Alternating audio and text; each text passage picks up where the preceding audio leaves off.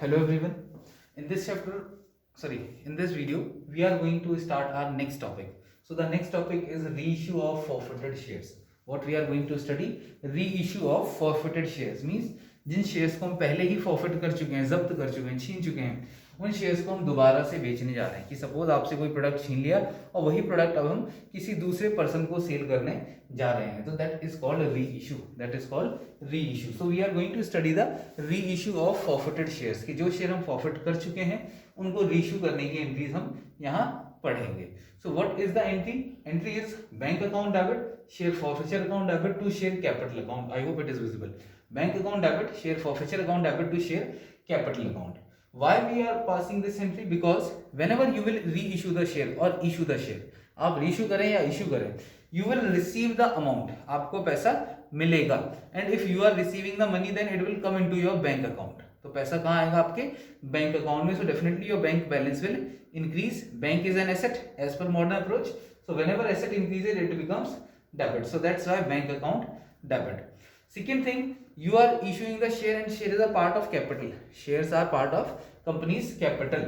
So it will cause an increase in capital of the firm। इससे क्या होगा? Company या फर्म की जो कैपिटल है वो इंक्रीज हो जाएगी। And capital is a liability for from firms point of view. Company के पॉइंट ऑफ व्यू से देखें यार, तो कैपिटल क्या होती है? लायबिलिटी होती है। And whenever liability increases it becomes credit. तो क्रेडिट में क्या आ जाएगा? आपका share capital account. Apart from this, we have mentioned one more thing, that is share forfeiture account. This is for that condition when you are issuing anything, reissuing। this time what we are doing, reissue। reissue means एक product जो पहले ही cell किया था उसको दोबारा cell कर रहे हैं। It means this is, you can से this one is second hand product. ये एक तरीके से आप सेकंड हैंड प्रोडक्ट मान सकते हैं। प्रोडक्ट मींस शेयर्स है, ठीक है। सो अगर आप सेकंड हैंड चीजों को सेल करेंगे तो basically you have to give it at less than the actual price. जो उसका एक्चुअल प्राइस होगा उससे कम में आपको इसे सेल करना पड़ेगा। And whenever you will sell it at a discount, so that discount will be recorded by the name of share forfeiture account। that discount will be recorded by the name of share forfeiture account। Sometimes there may be some conditions when company can sell the old shares, where company can reissue the shares at more than the actual price। जो actual price है उससे ज्यादा में भी cell कर देंगे। तो उन that condition we have to record the excess amount। जो भी एक्सेस या एक्स्ट्रा अमाउंट होगा उसे हमें किस नाम से रिकॉर्ड करना होगा? Security premium reserve account. Security premium reserve account when extra money is received. So this will be your entry. This will be your entry for reissue. And after forfeiture we have to pass this entry. और देखिए, forfeiture करके आपको कुछ benefit हुआ at the time of reissue. Suppose you have given some kind of discount, तो कुछ loss भी हुआ। तो वॉट एवर फाइनल प्रॉफिट और loss arises, that has a capital nature. जो भी फाइनल प्रॉफिट और लॉस अराइज हो रहा है वो किस पे मिल रहा है? शेयर कैपिटल पे। And share capital is a part of capital. तो उस टाइप का जो भी प्रॉफिट होगा वो कैपिटल नेचर का होगा। And that profit will be transfer to capital reserve account. वो जो प्रॉफिट होगा वो कहाँ ट्रांसफर हो जाएगा? आपके कैपिटल रिजर्व अकाउंट में। So you have to credit capital reserve while debiting account will be your share forfeiture account. Debit क्या होगा? आपका share forfeiture account. This will be the entry. ये आपकी एंट्री निकल के आएगी।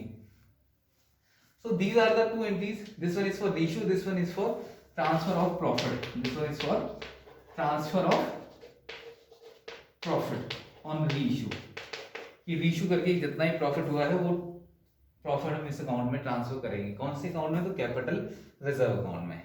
So these are the two entries basically for reissue and this one is for transfer of profit. Now we are going to start few questions.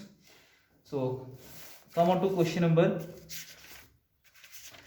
46। Question number 45 you can say. Question number 45 start करते हैं from your book. तो चलिए read करते हैं question क्या है। Question says that what amount of gain on reissue. Gain on reissue मतलब reissue करके जो भी प्रॉफिट हुआ है वो कितना ट्रांसफर होगा कैपिटल रिजर्व में और कितने का प्रॉफिट हुआ है, that you have to identify in question number 45।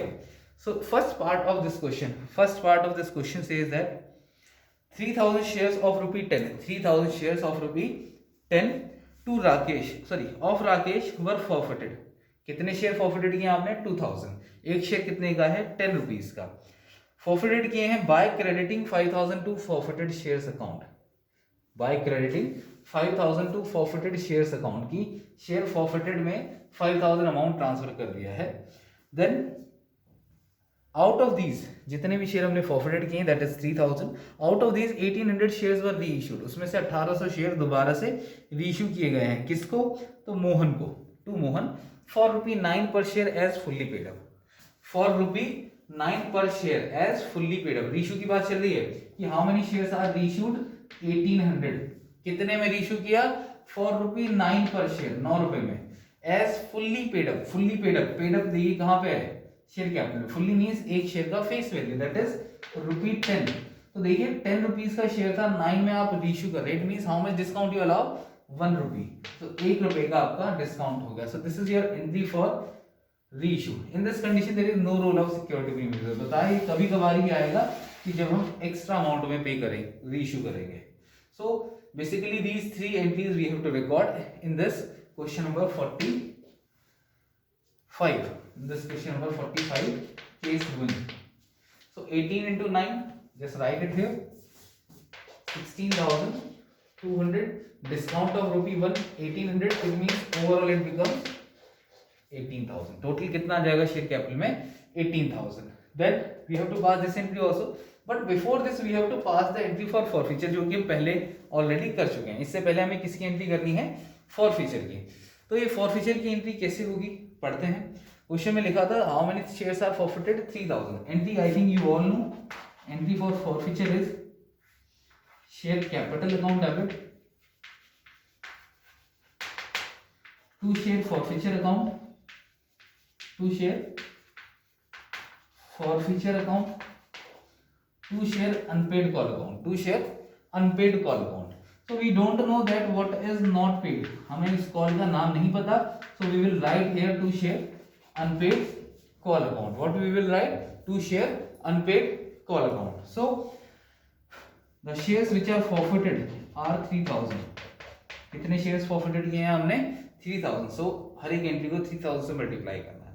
Now the thing here we have to write the call up, but हमें इनके बारे में नहीं पता। क्वेश्चन में क्या लिखा था?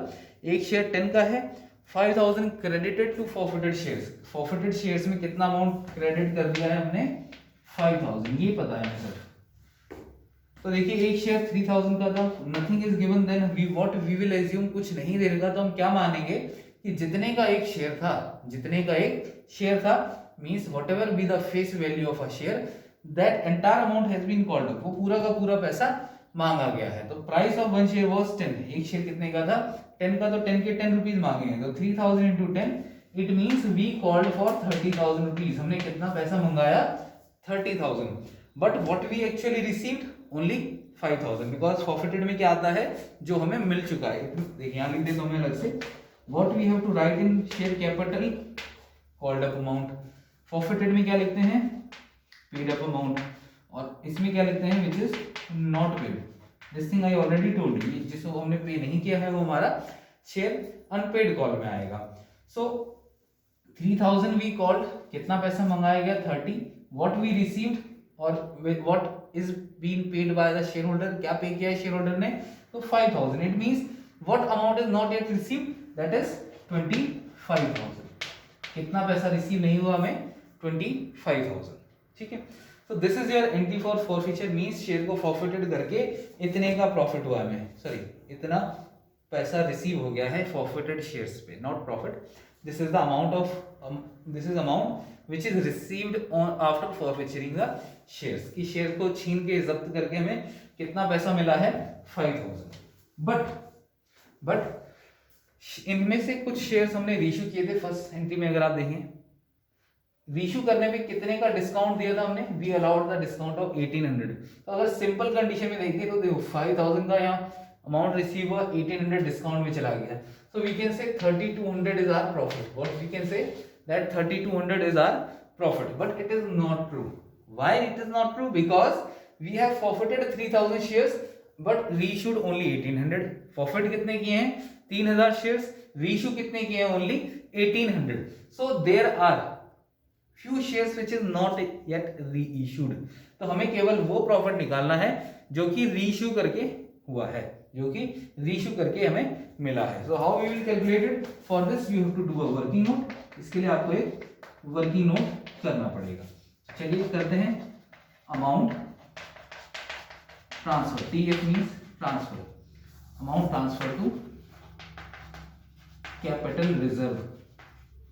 So how we will calculate it? Look at the total amount of profit, or you can say total amount received on forfeiture, that is 5000. तो ये 5000 रुपीज कितने शेयर्स पे मिले थे आपको? 3000. तो 3000 से डिवाइड कर देंगे तो हमें पता चल जाएगा कि एक शेयर फॉरफिटेड करने पे, एक शेयर फॉरफिट करने पे कितने का प्रॉफिट हुआ है. And we have to find out profit on how many shares? 1800 which is reissued. तो शेयर रीइश्यूड आर 1800. तो देखिए 1800 से मल्टीप्लाई कर देंगे तो पता चल जाएगा कि 1800 शेयर्स पे कितने का प्रॉफिट होगा. बिकॉज 5000 डिवाइड बाय 3 करके तो हमें ये आइडेंटिफाई हो रहा है कि एक शेयर पे कितने का profit. And we have to find out the profit on 1800 share. So multiply it by 1800 so you will get the exact amount of profit. और हमें क्या निकालना है कि फाइनल कितना ट्रांसफर होगा कैपिटल रिजर्व में. चलिए पहले प्रॉफिट कैलकुलेट करते हैं. So the profit will be 3000. कितने का प्रॉफिट होगा आपको फॉरफिट करके? 3000 का. बट आउट ऑफ दिस कितने का डिस्काउंट हम दे चुके हैं फॉरफिट रीइश्यू के टाइम पे? It is 1800. 1800 का डिस्काउंट माइनस कर देंगे. It means then we will come to know कि what amount we have to transfer to capital reserve. कि फॉरफिट करके 3000 का प्रॉफिट, 1800 शेयर्स की बात कर रहे हैं, और 1800 शेयर्स पे रीइश्यू करने में 1800 का डिस्काउंट भी दे दिया. It means what is the actual amount of profit that we earn. Actual profit जो कि हमारा कैपिटल रिजर्व में ट्रांसफर होगा that is only 1200. I hope it is clear to you all. ठीक है, शायद आप सबको समझ में आ गया होगा. So sequence, this will be your first entry, then this one will be your second, and this one will be your third और लास्ट. ये सीक्वेंस होगा. But initially I wrote this two entry, so that's why sequence थोड़ा change हो गया है. So I hope it is clear. Moving toward the second part of this same question. इसी question के second part की तरफ अगर देखें तो क्या लिखा हुआ है सेकंड पार्ट में हमारे? तो क्या लिखा है सेकंड पार्ट में हमारे? सो सेकंड पार्ट में मेंशन है Z limited forfeited 20 shares. Z limited forfeited 20 shares of ₹100 each. 20 shares forfeited किए हैं. एक शेयर कितने का? हमारे 100 रुपीज का. देन लिखा है 60 called up. Price of a share is 100. What is the price of a share? 100. But called up is only 60. Called up amount is only 60. Called up आपको बताया है किसमें आता है? हमारे फॉरफिचर के फर्स्ट में. शेयर कैपिटल में हमें क्या शो करना होता है? Called up. अगर आप लास्ट क्वेश्चन देखें तो called up comes into share capital. कितना कॉल किया गया है? 60. Then what is mention after this? Issued at par to Shiv. Issue किए हैं पार पे शिव को. On which he had paid ₹20 per share. कितना पे कर दिया गया है? 20. सो देखिए 60 में से 20 जो पे कर देते हैं वो किसमें आया था? हमारे forfeited में. It means 20 has been paid. So out of 60 20 is paid. It means what is not yet paid? So 40 rupees per share has not been paid. कितना पे नहीं किया है? 40 rupees. And we are talking about forfeiture of 20 shares. कितने shares को forfeiture करने की बात कर रहे हैं हम? So 20 shares. So you can easily do the entry of forfeiture. 20 into 60, it will be 1200. 20 into 20, 400. 20 into 40, 800. This will be the entry of forfeiture. Later on, what is mentioned in the question? So out of these 20 shares, 15 shares were reissued. How many shares we are reissuing this time? Only 15 shares. कितने share reissue कर रहे हैं? केवल 15 shares to Rajesh at ₹60 paid up. At ₹60 paid up for ₹45. What I told you कि paid up कहाँ पे आता हमारे शेयर कैपिटल में? for ₹45 per share. for ₹45 per share means 60 मिलने थे शेयर पे बट मिले कितने? 45. It means we allowed them discount of 15. इसका मतलब हमने कितने का डिस्काउंट दे दिया है? 15 रुपीज का. कि आउट ऑफ 60 45 मिला. इट मींस 15 रुपीज का डिस्काउंट दे दिया है. So just multiply it. So what you will get? 900 to 25, 675. This will be the entry for reissue.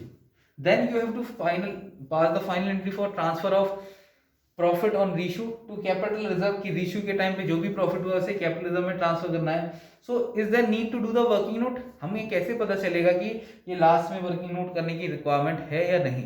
तो ध्यान से देखना है, if forfeited shares and reissued shares are equal, कि जितने शेयर फॉरफिट किए हैं उतने ही यदि आपने रीशू किए हैं, then we don't need to do any kind of working note. But if there is difference between forfeited share and reissued share, then we have to do the working note. तब हमें working note करना है. तो देखिए यहाँ पे forfeited shares are 20 while reissued shares are 15. तो difference है यहाँ पे, तो इसीलिए हमें working note करना पड़ेगा. So what we will check कि we got 400 rupees on after forfeiting 20 shares, कि हमें 400 रुपए मिले हैं 20 शेयर्स को फॉरफिट करके. तो डिवाइड कर देंगे तो पता चल जाएगा कि एक शेयर पे कितना अमाउंट रिसीव हुआ है. But we have to calculate it for 15 shares only. हमें कितने शेयर्स पे कैलकुलेट करना है प्रॉफिट अपना, सिर्फ 15 शेयर्स पे. तो multiplied by 15, so 20 into 15 it will be 300. तो total profit I am saying total profit on 15 shares is 300. बट डिस्काउंट कितने का दिया है हमने रीइश्यू के टाइम पे. So we allowed a discount of 225 rupees. So final profit on reissue of 15 shares, कि 15 शेयर को रीइश्यू करके फाइनल प्रॉफिट कितना मिला हमें, only 75 rupees. That we have to transfer into the capital reserve account. I hope this point is also clear to you all. Moving towards the next point, शायद आप सबको समझ में आ गया होगा. तो देखते हैं next question. This is your next topic. This was the second part. ये आपका सेकंड पार्ट था. अब देखते हैं नेक्स्ट क्वेश्चन. तो लेट मी रब इट. तो second part, question number 46. Please read it you all from your book. So what is mentioned in question number 46? A company issued 10,000 shares. A company issued 10,000 shares of the value of rupee 10 each. How many shares are issued? Question number 46. This is share issued are 10,000. कितने share issue किए हैं? 10,000 at rupee 10 each. At rupee 10 each. Payable as rupee 3 on application. Application के time पे 3 rupees pay करना है. Rupee 3 on allotment के time पे 3 and balance 4 on first and final. बचा हुआ 4 रुपए जो है वो फर्स्ट एंड फाइनल कॉल के टाइम पे करना. So look at the total, it becomes 10. Then what is mention, all the amounts are duly received. सारा पैसा मिल गया except on first and final call by 100 shares. कि सारा पैसा मिल गया, केवल फर्स्ट एंड फाइनल कॉल पे 100 शेयर होल्डर्स ने पेमेंट नहीं करी है. कितने शेयर होल्डर्स ने पेमेंट नहीं करी है? सिर्फ 100 शेयर होल्डर्स ने. So these shares are subsequently forfeited by the director. इन 100 शेयर्स को फॉरफिटेड कर लिया गया है एंड बाद में फिर रीइश्यू भी कर दिया. तो रीइश्यू बाद में पढ़ेंगे, पहले फॉरफिटेड करते हैं. तो देखिए, if you want then you can pass the simple entry for application allotment also, जो कि आपको पता है, bank account debit to share application to share capital, that is for application. Allotment के लिए share allotment account debit to share capital, bank account debit to share allotment, that is for allotment. First call की entry जब आप करेंगे तो share first and final call account debit to share capital. चलिए first call की entry से start करते हैं. So for first call what entry you will pass? Share first and final call account debit to share capital amount. How many shares are issued? 10,000. First and final call is of rupee 4. So we should have to receive 40,000. हमें कितना मिलना चाहिए था? 40,000. What we actually receive? क्या amount हमें finally मिला है? Calls bank account debit, calls in arrear. Why we are using calls in arrear? Because on first and final call 100 shareholders fails to pay amount. कि first and final call पे 100 shareholders ने amount पे नहीं किया, और जब भी whenever any shareholder fails to pay any of the call, then we have to open this calls in arrear account. So this is also debit, this will also debit. So to share first and final call, to share first and final call, this will be your entry. Now what amount? So first and final call जितने से debit है by same amount we will credit it, means you can say कि we call 4 rupee from 10,000 share holders, कि हमने 4 रुपये मंगाए हैं पूरे 10,000 शेयर होल्डर से, बट आउट ऑफ 10,000 शेयर्स, लेकिन 10,000 शेयर होल्डर्स में से we got money from only, sorry, we didn't get money from 100 shareholders. कि out of 10,000, 100 shareholders didn't paid us the amount. So what is the number of shareholders who paid the entire amount? So 9,900. So just multiply it.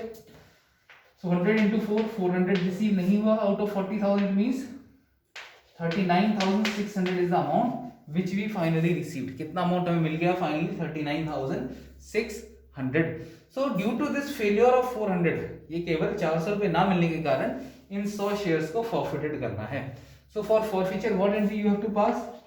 Share capital account debit, share capital account debit, to share forfeiture account, to share forfeiture account, to share unpaid call, to share unpaid. So what is not paid in this question? First and final call. So you have to write to share first and final call account. What you have to write? To share first and final call account. Just put the amount. So how many shareholders failed to pay? 100. What is the face value or called up? कितना पैसा मंगाया गया है? 10. Out of 10, what is paid? So it is 6 rupees. What is not paid? So 4 rupees. So 100 into 10,000 we should have to receive, but we received only 600. What we didn't receive? That is rupee 400. 1000 मंगाया हमने पैसा, but मिला कितना? 600. और कितना नहीं amount मिला हमें? 400. So due to this failure of 400 rupees we are going to forfeiture, और forfeiture कर लिया हमने. Now we have to reissue them. So what is mentioned in the question? कि resold fully paid, resold as fully paid for rupee 500. So entry for reissue is bank account debit,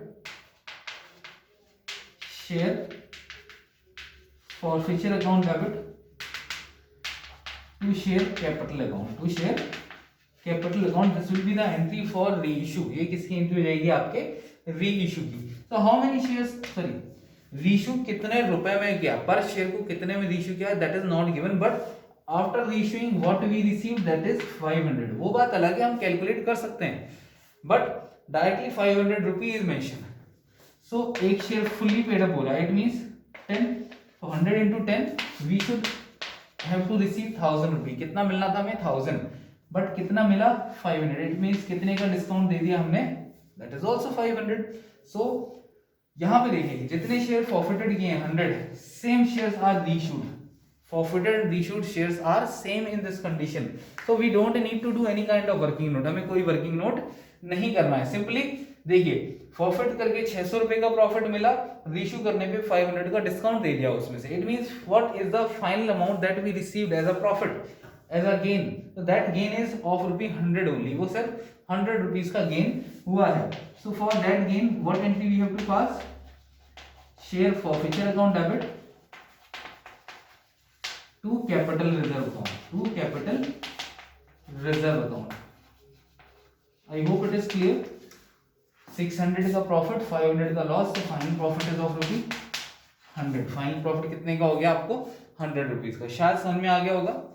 ठीक है. सो किसी को कोई doubt हो तो please पूछ लीजिएगा. देखते हैं next question, that is question number 47. So what is mention in question number 47, that is next question, कि it is clearly mentioned that X Limited forfeited 900 shares. कितने शेयर फॉरफिट किए गए हैं? 900. It means directly you have to start from the forfeiture, because और कितने share issue किए हैं कितने नहीं, that is not clearly given. Directly it is given that how many shares are forfeited. So 900 shares are forfeited in this question. Of rupee 100 each. एक share कितने का है? 100 का.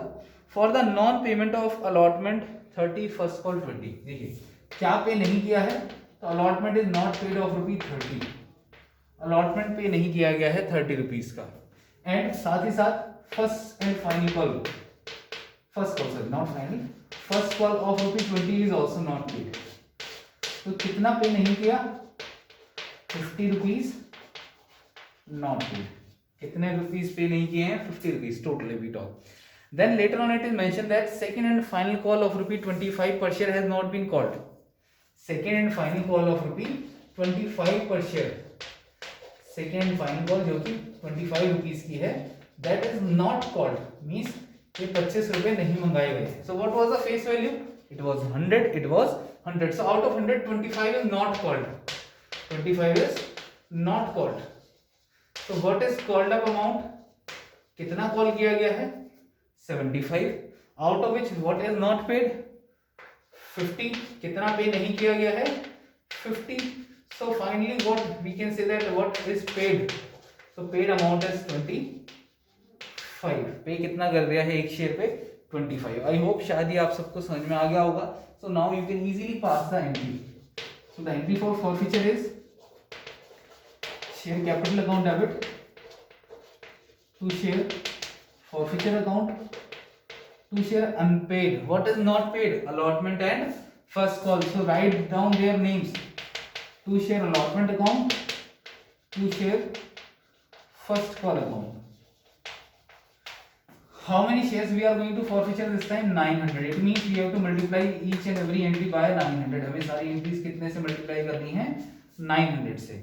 Then what is called up? That comes into the share capital. Called up is 75, जो कि हम calculate कर चुके हैं. What is paid? That comes in forfeiture. तो कितना पे किया है? 25. What is not paid? 50. 50 आप देख सकते हैं. 30 on allotment and 20 on first call. So just multiply 9 into 75 into 25 into 30 into 20. So it will become 9 into 75. 9 to 18,000. 9 3 27,000. 925 22,500. And the total will become 67,500. Total क्या हो जाएगा आपका? 67,500. I hope it is clear to you all. Then what is mentioned? The forfeited share. The forfeited share. So what are the forfeited share? 900. Means 9 के 900 shares जो हैं वो reissue कर दिए हैं. वो रीइशू कर दिए हैं. For rupee 90 per share, 75 paid up. For rupee 90 per share, 75 paid up. Means reissue किए हैं 90 रुपीज में और पेड अप कितना? पेड अप अमाउंट कितना है? 75. इट मीन्स ये वो कंडीशन आ गई जब हमने अपने पुराने शेयर्स एक्चुअल प्राइस से ज्यादा में बेच दिया. मीन्स जिसपे हमें 75 मिलना था मिल गया है 90. It means we are getting 15 extra. We are not allowing any kind of discount this time. हमें इस बार कोई डिस्काउंट नहीं दे रहे हैं, हमें एक्स्ट्रा अमाउंट रिसीव हो रहा है. So for reissue what entry we have to pass? Bank account debit. Bank account debit to share capital account to security premium reserve account. To security premium reserve account. This will be your entry. आपकी एंट्री ये होगी. कितने में reissue किया है? 95. Paid up is 75. It means what extra we are getting? 15. कितना extra में मिल गया? 15 रुपए. कितने शेयर रीइश्यू किए? तो लिखा है forfeited shares were reissued. जितने forfeited वही reissued. It means 900 shares has been reissued. So multiply it. You will get the amount 81,000, 67,500, 13,500. Later on check करिए forfeit करके कितने का प्रॉफिट? 2,500. रीइश्यू करने में क्या कोई लॉस है? डिस्काउंट दिया आपने? नहीं. So there is no loss, no discount. It means entire profit of 22,500. ये पूरा प्रॉफिट हमारा एक्चुअल प्रॉफिट है. और अगर आप देखेंगे वर्किंग नोट भी नहीं करना because forfeited shares are 900 as well as reissued shares are also 900. So you just have to simply pass the entry and transfer the amount. So share forfeiture account debit, share forfeiture account debit to capital reserve account, to capital reserve account. I hope it is clear to you all. शायद समझ में आ गया होगा. So what amount we have to transfer this? 22,500. But the thing is you have to pass all these entry into a proper format with a narration and don't use any kind of shortcut also. आपको ये सारी entry proper format में narration के साथ करनी है, कोई shortcut भी यूज नहीं करना है. So please eight the time of practice keep everything in mind. चलिए बाय बाय. पढ़ते रहिए. कोई डाउट तो प्लीज पूछ लीजिएगा.